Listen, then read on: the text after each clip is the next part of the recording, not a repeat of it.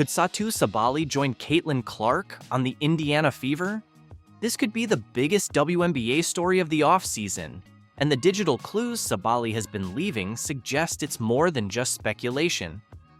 Recently, the Indiana Fever said goodbye to Temi Fagbenle, one of their key players early in the season. While this may seem like a typical off-season move, it could be setting the stage for something massive. Satou Sabally, the Dallas Wings all-star forward, has made it clear she's a free agent and has been subtly hinting at her interest in joining the Fever. From strategically liking social media posts to engaging with content about teaming up with Caitlin Clark, Sabally's actions are speaking volumes. So she's come out and said she's a free agent, and then Overtime said Satou teaming up with Caitlin, kinda here for that narrative. On Instagram, Sabally has been particularly active. After announcing her free agency, she began liking posts about the Fever and their potential super team with Caitlin Clark. What's notable is her complete lack of engagement with posts from fans of other teams, including vocal Chicago Sky supporters. This is calculated. Sabally has even liked fan-created graphics showing her in a Fever jersey, something rare in a league where players typically avoid tampering speculation. This isn't just random behavior. The timing and pattern of her activities suggest intent. After the college season began and Caitlin Clark started dominating headlines, Sabally's engagement with Indiana-related content escalated. It's clear she's intrigued by what the Fever are building. Why does this matter? The Fever are at a pivotal moment. They have Aaliyah Boston, who had a historic season, and of course, we all know what Caitlin Clark has been up to. But they still need a veteran superstar to complete the picture. Sabally, at 6 feet 4 inches with guard-like skills, could be the missing piece. Last season, Sabally averaged nearly 19 points and 8.5 rebounds per game. She's a versatile forward who can stretch the floor, defend multiple positions, and dominate in the paint. Pairing her with Boston and Clark would create a lineup that's not just competitive, but potentially dominant for years. And let's not forget Kelsey Mitchell, a proven scorer who would thrive with defenses unable to focus solely on her. But how could the Fever actually get Sabally? The Wings could use the core designation to retain her rights, similar to the franchise tag in other sports. However, history shows that forcing players to stay often backfires. Elena Delle Donne and Diana Taurasi both pushed their way to preferred destinations despite being cored. A sign and trade deal might be the best solution for all parties. A likely trade package could include Nalissa Smith, the 8th pick in the upcoming draft, and a future first-round pick. Smith is a promising young forward with significant upside, and the draft pick would allow Dallas to add more young talent. For the Fever, giving up these assets is worth it to secure a proven superstar like Sabally. This potential move isn't just about the Fever, it's about the league. With super teams already established in New York and Las Vegas, the WNBA needs another team to balance the competitive landscape. Adding Sabally to a young core led by Boston and Clark could make Indiana that team. It would also shift the narrative around Indiana as a free agent destination, turning them into one of the most exciting franchises in the league. The timing is perfect for both Sabally and the Fever. At 25 years old, Sabally is entering her prime. The Fever have cap space to offer a max contract without compromising their roster, thanks to their young core still being on rookie deals. Bringing in Sabally would solidify their transformation from a rebuilding team to a legitimate contender. This move could also have a ripple effect beyond basketball. The Fever would instantly become one of the most marketable teams in the league, drawing attention to a smaller market and contributing to the WNBA's growth. Sabally joining forces with Clark and Boston wouldn't just create a team, it would create a dynasty capable of dominating the league for years to come. This is a place where players can come and get better and be surrounded by an organization that supports you they're going to have everything they need to be successful. So The Indiana Fever are about to make a huge move in WNBA history. They're not just aiming for one star player, not even two. They're targeting 10 game-changing free agents who could make them serious title contenders. You might be wondering, how can they afford all that talent? Well, that's where you're mistaken. The Fever have a secret weapon, Kelly Krauskopf. She's back with the team this year, and she's got a bold vision. Kelly's not here to play it safe. She's here to get things done. I know the free agent situation in the WNBA, but are you in a position where you can add some pieces? yes, we are. We're definitely in a position. And I would think that if you are a smart basketball player and you watch the way she plays, you would want to play with her. With her vast network and resources, Kelly is determined to make Indiana the hottest spot in the WNBA. Her strategy is bold, and it's already catching everyone's attention. You won't believe the plans she has in store to turn the Fever into a true powerhouse. You know that moment in a movie when the two main characters finally join forces, and you just know you're about to see something incredible? That's the vibe right now, because Caitlin Clark and Kelsey Mitchell are about to team up for the Indiana Fever. Good thing for women's basketball. I'm playing alongside this kid, so it makes everything, a little bit more dramatic, and like the people are coming out to see this person. So we just do what we can. We embrace it. I'm pretty sure our organization can feed off of it. Let's take a moment to focus on Kelsey Mitchell. Did you know she averaged 19.2 points per game last season? That's not just impressive. That's all-star caliber. And it's not like she had just a few good nights either.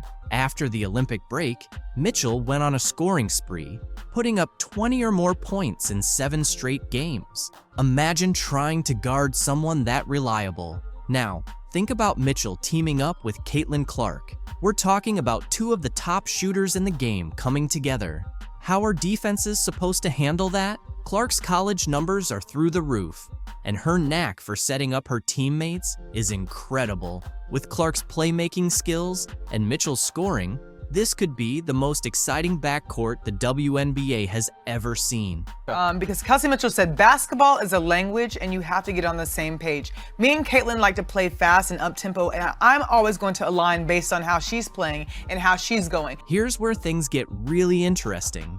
Kelsey Mitchell is a free agent right now. The Fever have to re-sign her, right? But at what price? We're talking about a player who has been the heart and soul of the team. Even the Fever's president said they wouldn't be where they are today without her.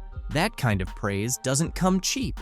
So, let's break down what it might actually take to keep Mitchell in Indiana. Spoiler alert, it's a hefty sum. We're talking about a Supermax qualifying offer of around $250,000. That's a big investment, but can the Fever really afford to let Mitchell go?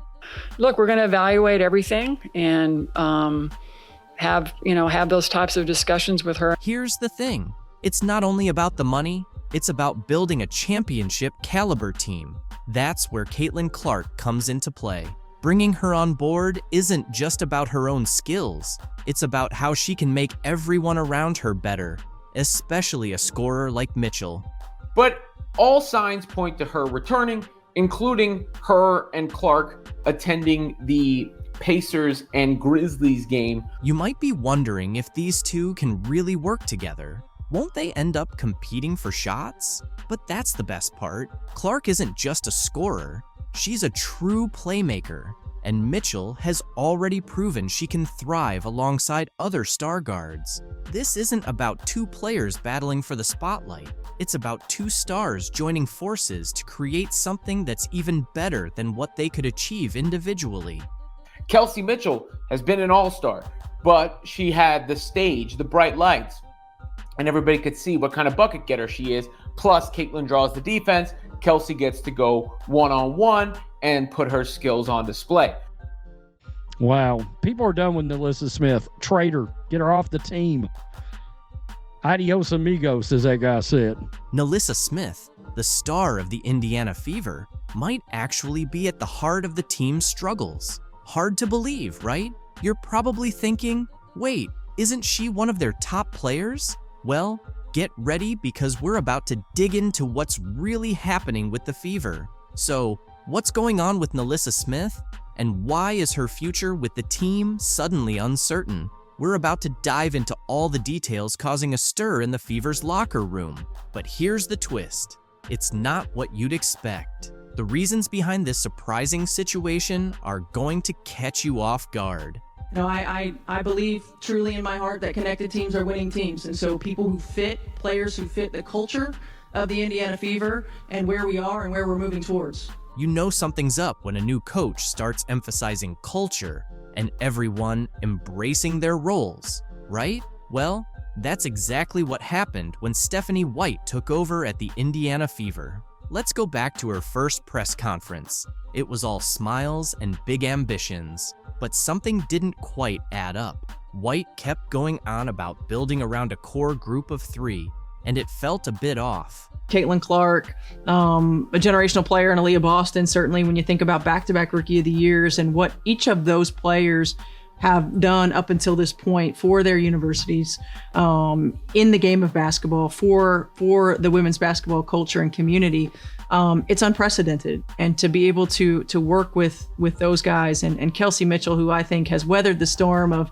Indiana Fever basketball, and I felt like had the best year of her career, this year. And really, when you think about teams, you think about a core 3, right? You think about a big 3, and to be able to work with that big 3. But wait a minute. Where does NaLyssa Smith fit into all of this? You'd expect a former number 2 overall pick to be front and center, right? But no, Smith's name didn't even come up. You might be thinking, maybe she just forgot to mention Smith. But let's be real, this is a player who was supposed to be the future of the franchise. We want players that will fit in seamlessly with our core 3, which includes Kelsey Mitchell. We want players to fit in seamlessly with the core 3. We want players that will play a role and will embrace their role. And we want players that will fit in with the culture and the team. The new coach kept emphasizing words like unity and commitment. Pretty subtle, right? It felt like she was sending a message without saying it outright. But White didn't stop there. She kept talking about what she wants in a player. She made a point of saying that success isn't just about individual talent. It's about a team's willingness to go to battle together every single day. Is it just me? Or does that sound like she's taking a direct shot at someone? Because every single thing that she described wanting to build around Kelsey Mitchell, Caitlin Clark, and Aaliyah Boston is the opposite of what NaLyssa Smith is. It gets even more interesting. White started outlining what she wants in her ideal player, and it was almost as if she was reading off an anti-NaLyssa checklist. She mentioned wanting players who can embrace their roles and fit in seamlessly with the core 3. Ouch, that's got to sting if you're Smith, right? Well, it's becoming pretty clear that White's vision for the Fever's future doesn't seem to include Smith. She's focused on building a team of players who are fully committed to each other and the franchise's long-term goals. And let's be honest, with all the drama surrounding Smith lately, it's tough to see how she fits into that picture. To another level. You've got incredibly talented players right here in Caitlin and Aaliyah and Lexi, a team that was incredibly fun to watch, very tough to game plan against. So I'm glad I'm going to get to work with you guys, work with you ladies, instead of having to think about how to stop you. Shaq went on Angel Reese's podcast this week and shared his billion-dollar idea for the WNBA. In the next few minutes, you'll witness the moment that rattled women's basketball to its foundation. We have Shaq, Angel Reese, and a whole lot of uncomfortable truths to unpack. Bro, a pretty girl dunking on the rim, I'm watching that all the time. You laughing. A man is not turned on by no woman that's dunking. It ain't about being turned on. It's about seeing stuff that you're not supposed to see. Here's what's ahead. We'll reveal the exact words from Shaq that made Angel uncomfortable, showcase the statistics that support his claims, and explain why this one conversation could potentially alter the future of the WNBA. Stay tuned, because this is going to be intriguing. Shaq just dropped a truth bomb that has the entire basketball world buzzing. We're talking about a 4-time NBA champion, a Hall of Famer, and a business mogul worth over $400 million. When Shaq talks, people pay attention, and he certainly had a lot to say about the WNBA. Picture this. Shaq's sitting there, calm and collected, as he discusses ways to make the WNBA more exciting. His suggestion? Lower the rims. Let's roll the first clip. And women's beach volleyball, let's just say that the net is 10. For women, it's lower just a little bit. I'm not saying lower it to 9, 5, 9, 6, but just 9, 9. Just so we can dunk? Yes. No. No, see? And I hate when men say that. But listen, that's the only difference. People always disrespect women regardless. They're always going to not give us the same value as a man. So I just don't even think that. And that's why you got to do what you've been doing. Go take the Yeah. I'm telling you now, if you lower that thing to 99999. And what's going to happen? All right, tell me, the money going to go through the roof? Yeah. Not all the way down to the ground, of course, but just enough to change the game. He's suggesting lowering the rim to about 8 to 10 feet below the standard height. Why? So we can see some dunks naturally. You might think that doesn't sound too bad, but here's where it gets interesting.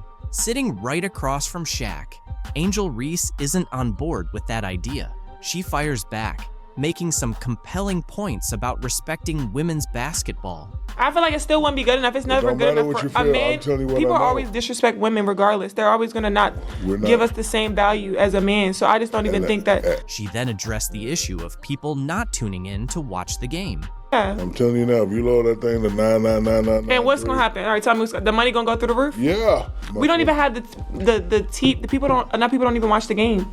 You can feel the tension rising as Angel contends that lowering the rim is outright disrespectful to female players. But Shaq wasn't finished. He delivered a real knockout punch.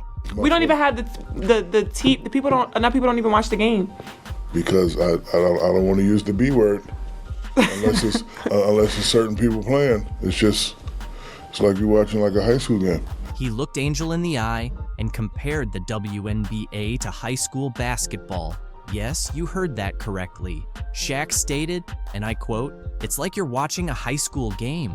Can you imagine the collective gasp from WNBA players everywhere? Let's break this down for a moment. Shaq, one of the most dominant players in NBA history, just suggested that the highest level of women's professional basketball is comparable to high school boys' games. That's not merely a critique. It's a full-blown slam dunk of criticism. Shaq, he was trying to teach Angel Reese how to make the WNBA more entertaining. So people might actually watch the product. And Shaq is qualified to do so. During his NBA career, the dude was a brilliant marketer. He knew how to be entertaining while also being dominant on the court. There was a reason that every member of the media was waiting by Shaq's locker after games. They knew he would deliver the best sound bites. They knew he would give the most entertaining interview. You might be curious about how this will unfold. On one side, there are people agreeing with Shaq, believing he's just voicing what many have been thinking. They argue that if the WNBA wants to attract more viewers and generate more excitement, then something needs to change. Angel Reese, just because a man is criticizing your league, it does not mean he is disrespecting women. This is the entitlement I always talk about. Angel Reese and her colleagues in the WNBA, they have this false sense of entitlement that makes them believe that they are above being criticized. Anytime they are criticized, they want to play the victim. Men don't respect women. Oh yeah? On the flip side, there's a large group of upset fans and players who believe Shaq's comments are disrespectful and outdated, arguing that his approach is misguided. The reality is that, as far from a marketing perspective, Caitlin Clark is worth more than almost any pro basketball player in the world. If we're purely talking about giving the money for endorsement deals. Today, we're diving into the real story behind Caitlin Clark's wealth. Her WNBA salary? Just the tip of the iceberg. Discover how she's cashing in big with speaking gigs that outpace her on-court earnings. The game-changing impact of her endorsements with State Farm and Wilson, and why her Nike deal could spark some serious drama. Let's break it all down. Which was mental. Which was absolutely mental. Stick around, because by the end of this video, you'll understand why Caitlin Clark is poised to become the next powerhouse in sports marketing, and why some top brands might be kicking themselves for not jumping on board sooner. higher than the NBA. So I was like, oh, what's she gonna get paid? Because finally, you know, you can get a real paycheck. And then I saw it, and I was like, this can't be right, because this is what it is. In the first year, Caitlin Clark will earn $76,535. Can you believe that Caitlin Clark, the basketball sensation electrifying the courts, is set to earn a mere $76,535 in her rookie WNBA season? That's less than many entry-level office positions. When compared to NBA salaries, the disparity is glaring, leading many to argue that players like Clark are being undervalued by the league. However, this modest salary doesn't tell the whole story. Let's explore why Clark isn't losing sleep over her WNBA paycheck. While $70,000 might not scream superstar salary, it's actually just the beginning of Caitlin Clark's financial story. Here's the twist. The WNBA isn't just a paycheck, it's her secret weapon. The league offers something far more valuable than money: visibility. Think about it. Every time Clark steps onto the court, millions tune in. Her games dominate national broadcasts. Her highlight reels flood social media, and her name is on everyone's radar. This kind of exposure is a goldmine for marketing opportunities, turning her platform into a multi-million-dollar springboard. Like, whatever really happens with Caitlin Clark, I would say her big thing is to be ready for the WNBA season. And people are like, why? She's only making $70,000 in the WNBA. What is the point of her worrying about that league rather than trying to push for other leagues and other ways of making more money? Because the WNBA is what's getting the most eyes. Think about it. When Caitlin Clark sinks a deep three-pointer or threads an impossible pass, you're witnessing more than just incredible basketball. You're watching a brand come to life. Every crossover, every jaw-dropping assist, every buzzer beater isn't just a highlight. It's another opportunity for Clark to show the world her magic. And trust me, the world is paying attention. So, how is Clark turning all this visibility into cash? That's where it gets really exciting. Her modest WNBA salary is just the beginning, opening the floodgates to a slew of opportunities off the court. We're talking about endorsement deals, speaking gigs, and partnerships that could eclipse her league earnings many times over. And then there's the game changer, the Unrivaled League. And it has also been reported that Unrivaled 3-on-3 League offered Caitlin Clark significant equity in the league and a salary that is over $1 million. So this is the first time that we've heard of any money being thrown at her. We've heard that it would be a major deal. It would be a similar setup as to what Messi got. You've probably heard the buzz. Some people are saying Clark should ditch the WNBA and join Unrivaled, where she could be raking in millions from the start. But here's the kicker. Clark turned it down. Clark's playing the long game here. Sure, Unrivaled might offer a fatter paycheck right out of the gate, but the WNBA provides something Unrivaled can't touch yet: a proven platform with a loyal fan base and major media deals that guarantee her visibility on a national scale. So, next time someone complains about Caitlin Clark's $70,000 WNBA salary, remember this: it's just the tip of the iceberg. Clark isn't just dominating the court, she's rewriting the playbook on how athletes build their brands. And trust me, this is only the beginning of what she's capable of. Clark's most valuable skill might not even be her basketball prowess, it's her ability to talk. But we're not talking about post-game interviews. No, Clark is raking in six figures for speaking engagements that take less time than a single quarter of basketball. I think she's either one, if she shows up to somewhere, you're probably paying her $2,000 to $3,000 or $200,000 to $300,000, or it's free. I think she probably does a lot of things for free. That would be my prediction, is that if she wants to be somewhere and she just wants to help out, she'll do quite a few things for free. But if she's not doing it for free, I would say her cost is crazy high. You heard that right. Caitlin Clark is absolutely dominating on stage 2.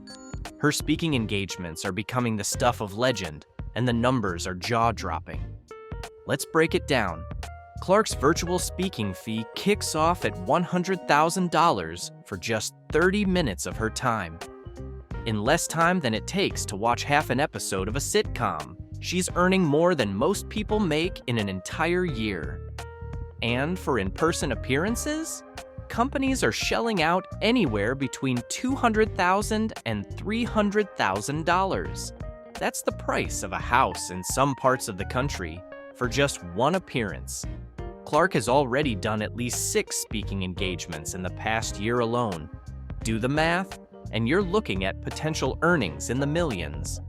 And it's not just in-person events. These gigs are happening online too, with big-name companies ready to pay top dollar for her words. But why are companies willing to shell out so much just to hear Clark speak?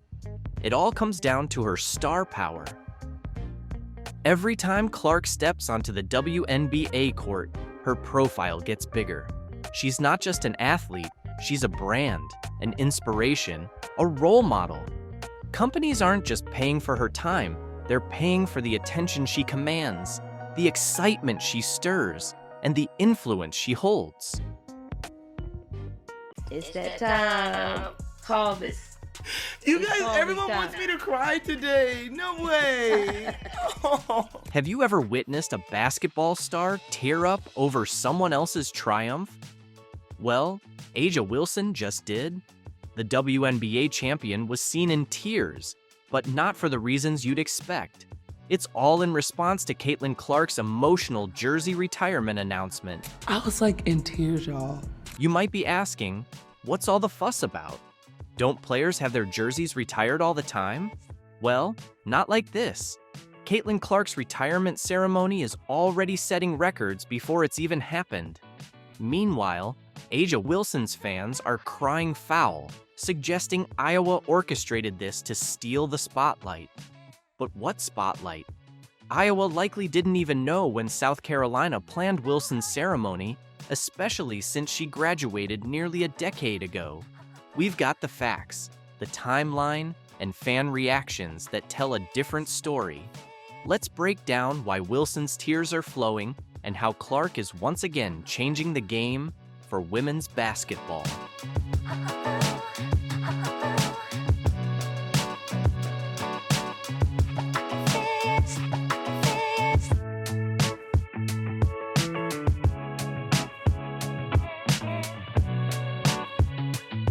February 2nd, 2025. Don't forget that date, because it's about to become legendary in women's basketball. 2 players, 2 jersey retirements, but only one is stealing the spotlight like a supernova. Caitlin Clark and Asia Wilson, both revolutionizing women's basketball in their own ways, are set to have their jerseys retired on the same day. But that's where the comparison ends. Clark's ceremony at Iowa is generating a buzz that's completely overshadowing Wilson's South Carolina event. Iowa taking on USC and Juju Watkins, nationally televised game, I believe. February 2nd, 2-2, so it's 22. Everything about it lines up. Let's talk numbers because they're crazy. The cheapest ticket to see Clark's jersey rise to the rafters is over $700, which is the most expensive ticket in women's basketball history. For some perspective, this price tag is even steeper than the cheapest ticket to an NBA Finals game. And if you're aiming for the best seats in the house, you'd better have a thick wallet, with tickets going for over $8,000. Meanwhile, you can catch a seat at Wilson's ceremony for just $25. No, that's not a typo. We're talking about a price difference more than 28 times higher for Clark's event. But that is a supply and demand thing, especially in today's day and age where there's no such thing as a sellout, right? Where you can go to any event you want as long as you're willing to pay for it because of the secondary ticket market. Social media is blowing up with reactions. This isn't just about ticket prices. It's a game-changing moment for women's basketball. The demand we're seeing now was unimaginable just a few years ago. Clark's final home game shattered records with tickets reaching $450. But now that feels like pocket change compared to her retirement ceremony. What's unfolding here is Clark reshaping the entire landscape of women's basketball. She's not just rewriting the record books on the court, she's breaking barriers off it.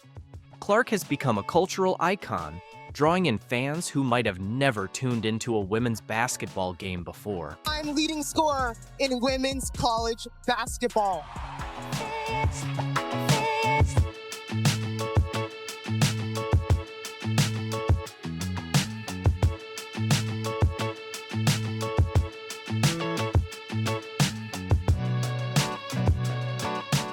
But wait, there's more. This story is far from over. What does Wilson and her team have to say about this, you may ask? One of the sentiments that was expressed was, oh, it's the same day as A'ja Wilson's, how could you do it? First of all, I remember them announcing A'ja Wilson was getting her jersey retired, but I didn't remember the date or anything. When the Clark news broke, I didn't think about A'ja Wilson. And again, as is the case with Caitlin Clark, this only is going to bring more attention to A'ja Wilson's jersey retirement. As ticket prices for Clark's ceremony soared, another kind of inflation was taking over: online outrage. A'ja Wilson's fans aren't just upset, they're convinced a conspiracy is at play. But what if the real story is even more explosive than they think? The social media storm ignited with Wilson's supporters crying foul over the timing of Clark's jersey retirement. One fan didn't hold back, tweeting, "Why would y'all retire her jersey on the same day as A'ja Wilson? Are y'all stupid?" This sentiment echoed across social media, with Wilson's fan base feeling like their star was being overshadowed by the Clark phenomenon. But here's where it gets interesting. The timeline of these announcements tells a different story. Iowa didn't just pull Clark's jersey retirement out of thin air.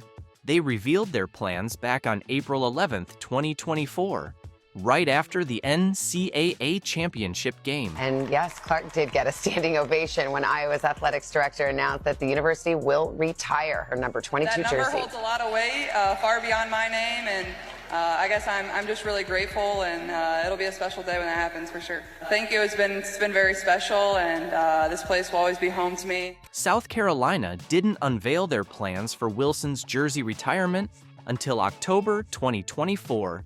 6 months later, folks. Wilson's fans are saying they're not Clark fans, so why should they care about Iowa stealing the spotlight with their announcement? Why can't both players be honored on the same day? First of all, there's nothing wrong with two schools retiring respective jerseys on the same day. But secondly, if you wanted the focus to be on A'ja Wilson, she'll probably get more attention as the second, most recognized jersey retirement of that day than she would have if she had the stage all to herself on that. So why are Wilson's fans so certain that Iowa is trying to steal South Carolina's thunder? It all boils down to the meteoric rise of Clark's popularity. Iowa's athletic director, Beth Gutz, put it bluntly: Clark's accomplishments have made a lasting impact on the university and on women's basketball. They weren't responding to Wilson's announcement. They were celebrating their own superstar. Now, let's address the elephant in the room. Why did it take South Carolina so long to honor Wilson? One fan pointed out the obvious. Why did it take a decade for South Carolina to retire A'ja's number? How is that Iowa's problem? It's a fair question. Wilson graduated in 2018, yet it's taken until 2025 for her alma mater to retire her jersey.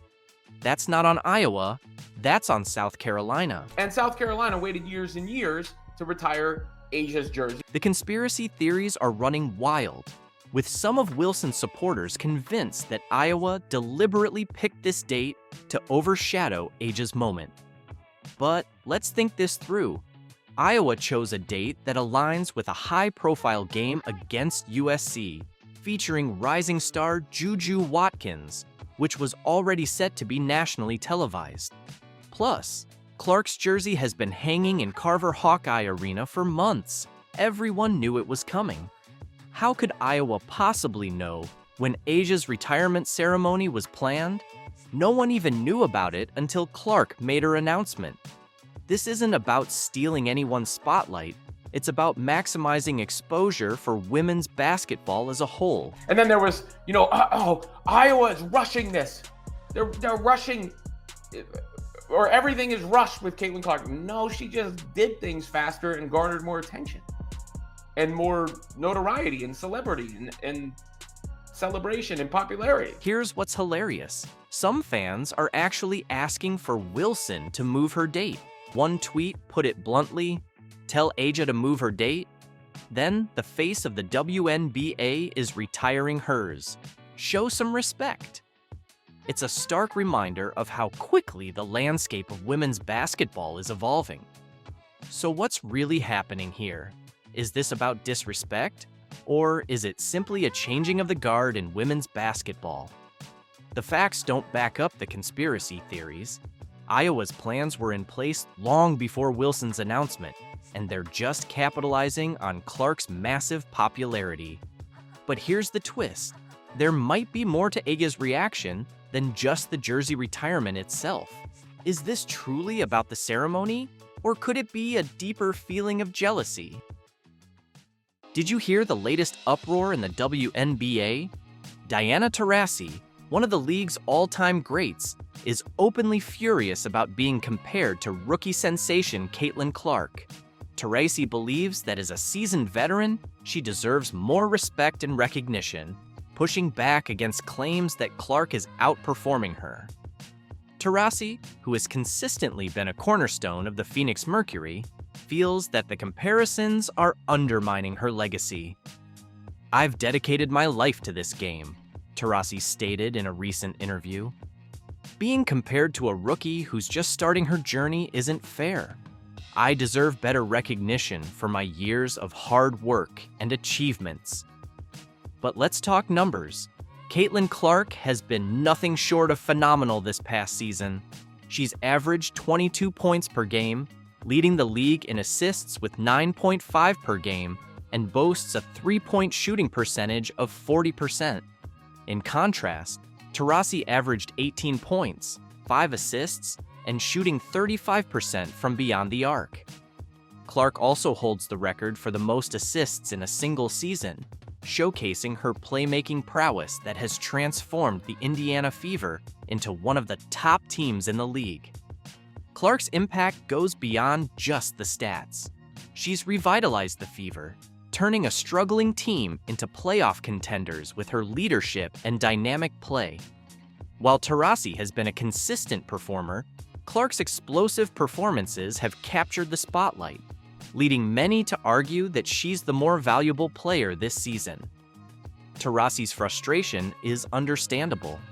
After over 2 decades in the league, she's amassed 5 WNBA championships, 2 MVP awards, and countless accolades.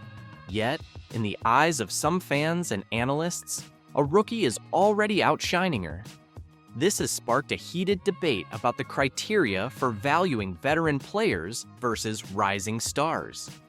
Critics of the comparisons point out that Clark's all-around game and statistical dominance make her a strong MVP contender. However, supporters of Taurasi argue that experience, leadership, and clutch performances in high-stakes games are just as important, if not more so, than raw statistics. The controversy reached its peak when Taurasi confronted the narrative head-on. "Comparing me to Caitlin is like comparing apples to oranges," she said. "Experience and consistency matter. Caitlin is incredible, but she's still learning. I've been here, building this league, and I expect to be treated with the respect that comes with that."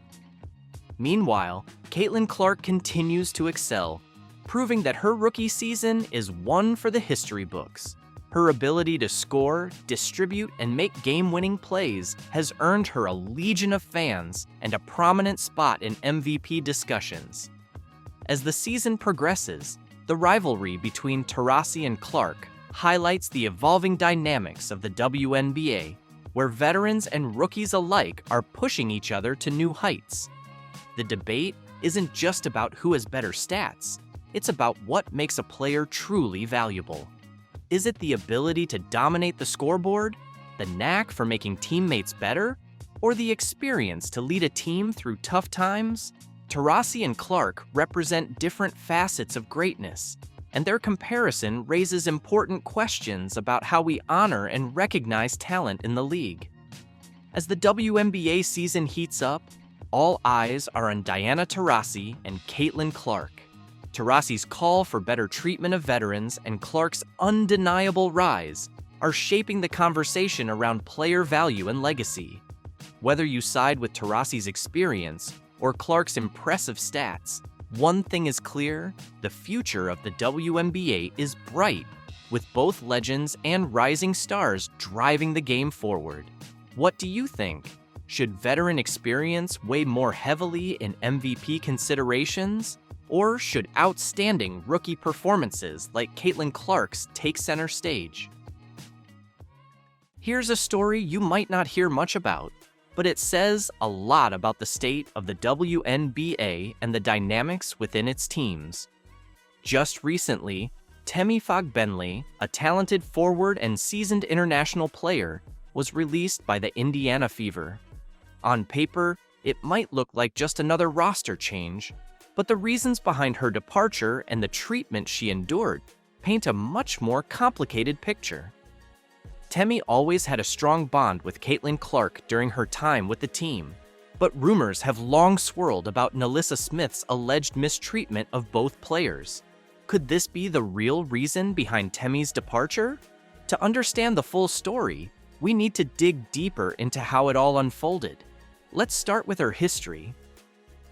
Temi Fogbenley isn't just any player. Born in Baltimore, raised in the UK, and a Harvard graduate, she's had a storied career both on and off the court. Internationally, she's represented Great Britain with distinction, even leading her national team to historic finishes in European competition. In the WNBA, she's been a reliable presence, known for her versatility, defense, and ability to contribute in key moments. She's played for the Minnesota Lynx in the past, where she won a championship in 2017 and brought that same winning mentality to the Fever. So why was she released?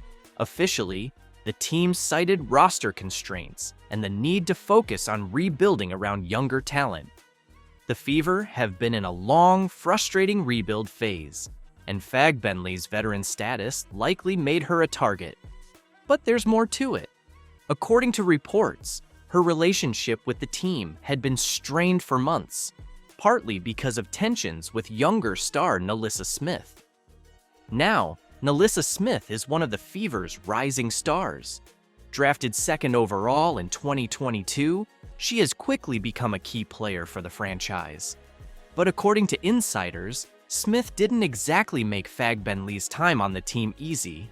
Sources close to the team have alleged instances where Smith undermined Fogbenley during practices, criticized her play openly, and even made dismissive comments about her veteran leadership. While Smith's star power has certainly helped the Fever on the court, it's clear her influence off the court may have contributed to Fogbenley's release. Fogbenley, for her part, has remained professional throughout the situation. In her limited statements, she's expressed gratitude for her time with the Fever and her teammates, but those who followed her career know that she's never been one to cause drama or create division. The fact that she found herself pushed out of the team says more about the Fever's internal dynamics than it does about her abilities or attitude. The bigger question here is whether the Fever made the right call. By letting go of a veteran like Fogbenley, they're doubling down on their youth movement. But at what cost? Veteran players like her bring leadership, stability, and experience, qualities that are often undervalued in a league like the WNBA, which already struggles with retaining its stars and fostering strong team cultures. As for Fogbenley's future, it's uncertain. She has plenty of options overseas, where she's already proven herself as a top player in Europe, and there's no doubt she'll continue to thrive.